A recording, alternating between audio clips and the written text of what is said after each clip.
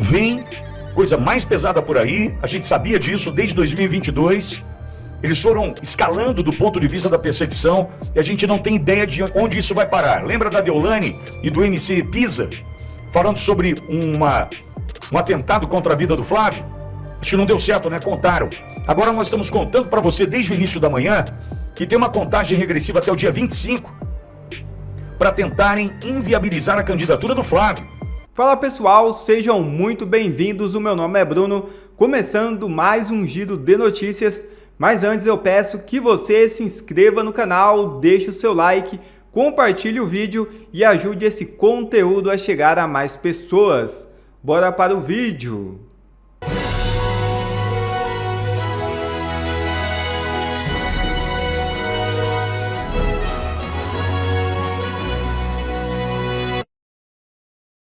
Nunes Marques arquiva ação contra Bolsonaro sobre CPMI da Covid.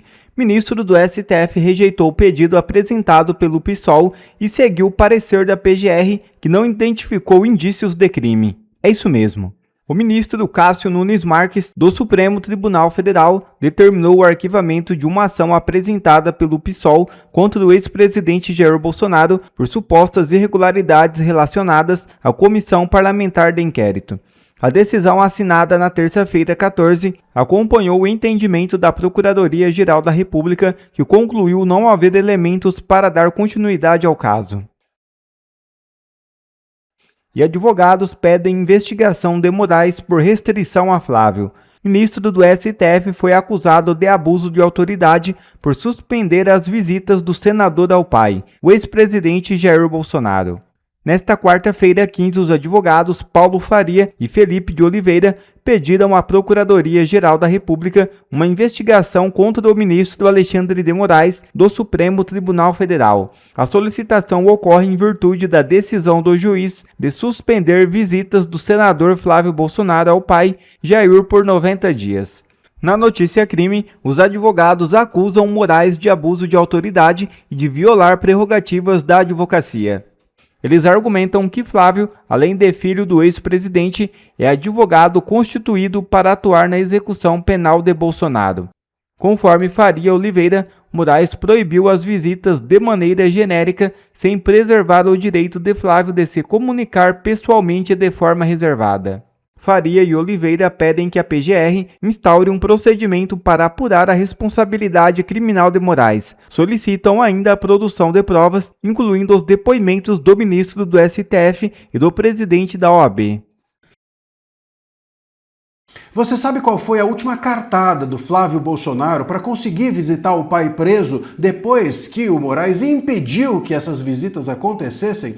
Bom, foi pedir ajuda para a OAB. Todos nós estranhamos, dissemos, poxa, logo a OAB, pedir ajuda para a OAB que nunca faz nada nesses últimos anos. De repente veio uma manifestação da OAB para surpresa de todos nós, inclusive minha. Cheguei a pensar, será que a OAB renasceu das cinzas, saiu da tumba, saiu debaixo da cama? Mas não, tem um detalhezinho, tem uma vírgula, uma palavra escondida na manifestação, no ofício que a OAB fez ao Moraes, que eu vou te contar agora, que expõe, que coloca nu que a OAB não vai fazer, neste caso, absolutamente nada. A questão é a seguinte, segundo a Folha de São Paulo, a defesa, como eu já mencionei, de Flávio Bolsonaro acionou a OAB para tentar derrubar a proibição do Moraes. Mas olha o que aparece, consultando direitinho as palavras da manifestação da OAB, olha o que ela diz. Ela diz que primeiro pede, ela não exige um órgão de classe que exigir, não tem que pedir nada, é um direito visitar o pai, é um direito um advogado visitar o cliente, mas ela pede que a comunicação com o preso seja garantida, aspas, nos termos que o ministro entender serem necessários. OAB, pelo amor de Deus, nos termos que o ministro entender necessário já está feito. O que ele entendeu necessário, ele pôs na decisão. Você não tem que pedir nos termos que o ministro entender necessário, você tem que pedir nos termos da lei, você tem que pedir nos termos da Constituição, que garante a liberdade de expressão do preso, tem que pedir nos termos da legislação, da lei de execução penal, que no artigo 41, inciso 15, diz que é direito do preso a comunicação escrita com o mundo externo. Então a OAB está pedindo e não exigindo, e nos termos que o Moraes entender necessário. A OAB, inclusive, fez um ofício, ela sequer recorreu da decisão, é isso que a OAB deveria ter feito. Pego a decisão e falado assim, ó, eu e você, Flávio, junto de você, eu vou entrar nesse caso e recorrer da decisão do ministro para que os demais ministros possam derrubar a decisão do Moraes. É isso que a OAB deveria fazer, e não uma cartinha perfumada, sabe? Lembra papel de carta que você colecionava? As moças da minha época, pelo menos, colecionavam os papéis de carta perfumados. Talvez tenha sido apenas isso que a OAB fez para ficar bem com a opinião pública, que ninguém gostou dessa decisão do Moraes, nem os próprios colegas do Moraes, mas também para ficar bem com o Moraes. E por que a OAB quer tanto ficar bem com o Moraes? Eu vou te contar já, mas antes quero te pedir que você se inscreva aqui no canal, porque a gente descobriu que mais da metade das pessoas que acompanham diariamente as análises ainda não é inscrita. Se inscreva, é de graça, clica aí no botão de inscrição e faça parte da comunidade do nosso canal. Bom, a OAB, meus caros, ela não combate o poder porque ela vive do poder. A OAB, sobretudo a federal, ela é composta, inclusive, de membros que estão sempre ali na órbita do poder, da cúpula do poder judiciário. O poder judiciário, ali dentro do STF, dentro do STJ, ele é uma espécie de... Ele é literalmente, aliás, uma corte, mas sabe aquelas cortes antigas? O cara com um cabelão, com a perucona, a meia em cima da calça, é aquela corte, aquele tipo de corte. A OAB, ela orbita em torno daquela corte. Os advogados ganham muito dinheiro porque têm acesso àquela corte, fazem uma espécie de lobby, e a OAB vive de lobby. A OAB não combate o poder porque ela é o poder, e ninguém combate a si própria. Essa cartinha da OAB, esse ofício feito em favor do Flávio, é mais feito para nada acontecer. Aquela história, muda-se algo para nada ser mudado. Deixa aqui o seu comentário e vamos acompanhar de perto essa história. Você acha que o Bolsonaro vai recuperar as visitas ao filho com esse ofício do OAB? Deixa aí o seu comentário. Na voz de Wellington Barros. Fala, Barros. Então, os advogados da plataforma Rumble e do grupo Trump Media pediram à Justiça dos Estados Unidos que rejeite o pedido da Advocacia Geral da União para encerrar a ação movida contra o ministro Alexandre de Moraes. Em manifestação protocolada ontem no Tribunal Federal da Flórida, as empresas afirmam que o próprio governo brasileiro já informou às autoridades americanas que decisões judiciais brasileiras não produzem efeito fora do território nacional. Os dois grupos travam uma ação contra Moraes, alegando que ordens de restrição e bloqueio determinadas pelo ministro violam garantias constitucionais dos Estados Unidos. Na petição de 24 páginas, Rumble e Trump Media usam como um dos principais argumentos um ofício enviado em junho de 2025 pelo Ministério da Justiça brasileiro ao Departamento de Justiça dos Estados Unidos. No documento, a autoridade brasileira afirma que decisões judiciais do país operam estritamente dentro do território brasileiro, não devem ser interpretadas como tendo efeito extraterritorial e precisam seguir mecanismos formais de coordenação jurídica internacional, como o Tratado de Assistência Jurídica Mútua e a Convenção de Haia. O advogado Martin De Luca fez uma publicação no X em que diz o seguinte: o governo do Brasil não pode ter tudo de ambos os lados ao tentar defender Alexandre de Moraes.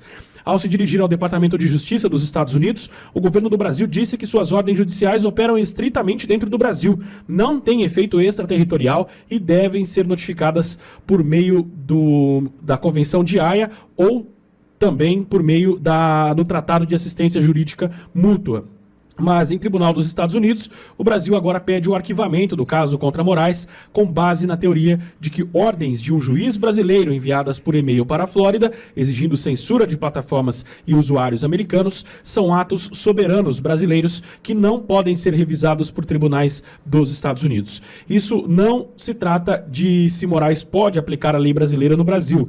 Isso se trata de um juiz estrangeiro podendo contornar o alcance dos Estados Unidos por e-mail e impondo censura, restrições de dados e de pagamentos a empresas americanas sobre a lei americana. A resposta é não. O respeito à soberania funciona nos dois sentidos. A soberania do Brasil não inclui autoridade para impor ordens judiciais em solo americano para censurar a fala de cidadãos americanos sem o consentimento ou conhecimento das autoridades dos Estados Unidos. É o que escreveu o advogado Martin De Luca. Olha, Barros, obrigado pela informação. Eu aparentemente vou misturar os assuntos aqui, mas tudo converge, né? Tudo vai para o mesmo sentido. Eu já... comecei o programa já falando sobre o falecimento de um garoto, né? 22 anos, filho de um casal onde a mãe presa do 8 de janeiro, aguardando a anistia, a dosimetria, o pai, o marido acompanhando a esposa longe de casa, presa longe de casa, um filho que fica, pelo que eu entendi, para estudar na cidade da família, de onde residia a família. O garoto morreu ontem, 22 anos. Essa mãe... ela não viu o filho nesses últimos 2 anos, né? E o filho morreu. O pai me enviou há pouco aqui agora a foto do filho sendo velado. E ele a caminho, estava embarcando para Campo Grande. Lidar com isso não é fácil, né? Do ponto de vista de lidar, de resolver burocraticamente, encontrar um caminho. Graças a você aí que fez a tua doação, né? A tua ajuda a gente já conseguiu, entendo eu. Nem vou até reforçar o pedido, porque entendo que a missão já deve ter sido cumprida. Porque eu conheço a força dessa audiência espetacular da Auriverde e tal, né? Mas a gente está falando de mais uma situação que nós não precisaríamos estar vivendo. Eu estou falando de uma família dilacerada, arrebentada, destruída pela decisão de um algoz, de um ditador, que decidiu perseguir inocentes, criando um cenário do dia 8 de janeiro, um cenário de tentativa de golpe de Estado, abolição violenta do Estado democrático de direito.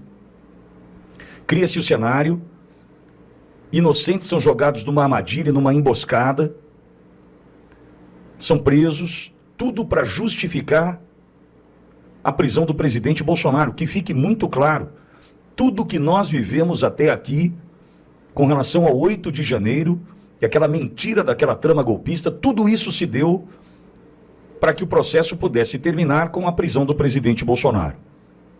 Só que, quantas famílias estão destruídas agora? Quantas?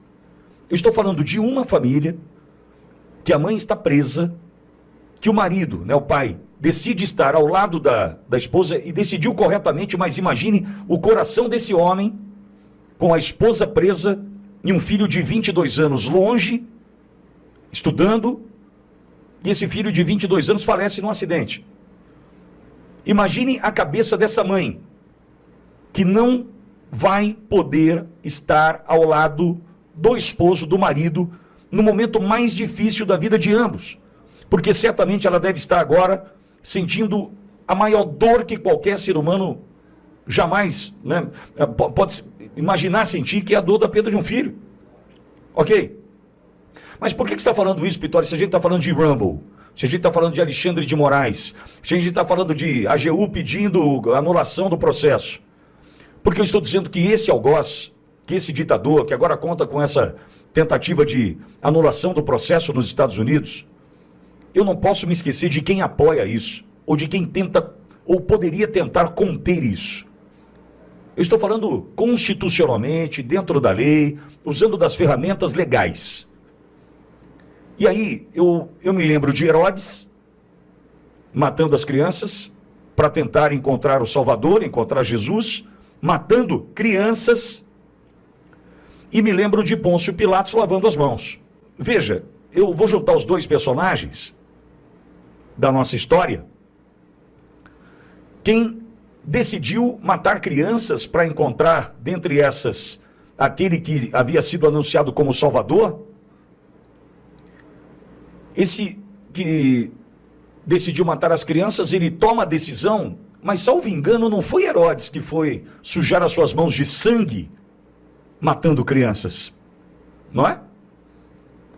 Veja, eu repito, não foi Herodes quem sujou as suas mãos de sangue de crianças inocentes, bebês, para tentar encontrar o Salvador, Jesus Cristo, e matá-lo ainda bebê.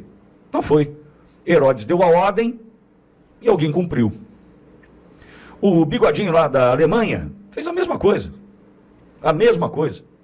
Ele deu a ordem e alguém cumpriu. Chegando em Pôncio Pilatos, a gente pode chegar ali na crucificação de Jesus, a gente tem quem lavou as mãos. E aí que eu preciso chegar em alguns personagens dessa nossa história, triste história que estamos vivendo no Brasil, e fazer uma relação com Pôncio Pilatos. E aí, eu vou pegar dois nomes, e certamente existem dezenas ou centenas de outros que estão aplaudindo as ações de Herodes. Misturando Herodes com Pôncio Pilatos, que fique claro. Rodrigo Pacheco é Pôncio Pilatos. Esse que foi presidente do Congresso. E Davi Alcolumbre é outro, Pôncio Pilatos. Eu não posso isentá-los de culpa. Por quê? Porque se eles têm a possibilidade de estancar, de conter os arroubos, os avanços, os absurdos, e não fazem, eu não posso isentá-los de culpa. Alcolumbre tem culpa sim. Rodrigo Pacheco tem culpa sim. Esse infeliz, esse Alcolumbre, ontem querendo falar sobre, né, a questão da pressão que sofre da direita e da esquerda. Você sofre pressão porque você escolheu estar onde está, na condição de presidente do Senado, e escolheu jogar do jeito que você joga, debaixo dos panos, debaixo do tapete, com muita sujeira. É por isso que você é pressionado. Veja, eu sou pressionado por falar a verdade, por tratar das coisas como eu trato, mas eu não sou pressionado pelos esquemas que fiz, que participei, de dinheiro que recebi, coisas tortas, coisas erradas. Eu não sou pressionado por isso.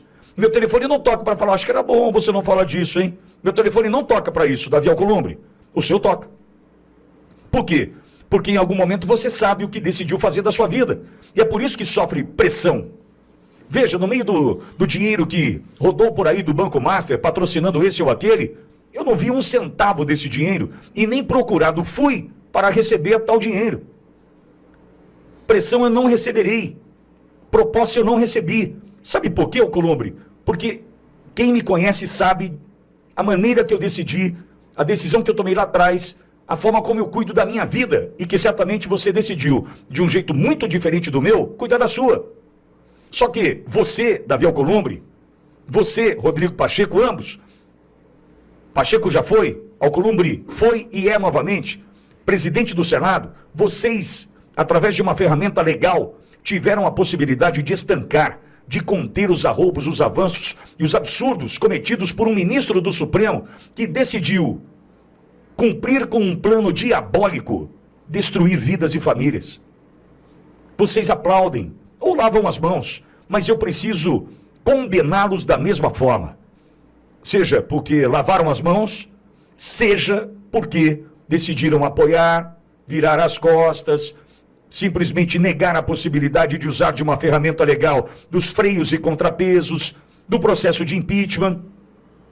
Quando a gente fala de Davi Alcolumbre e fala de Rodrigo Pacheco, nós precisamos olhar para esses dois homens da força de expressão, esses dois, olhando o seguinte, espera um pouquinho, lá atrás, quando começaram a julgar, posso pegar desse ponto aí, a julgar inocentes, todos ali sabendo que são inocentes.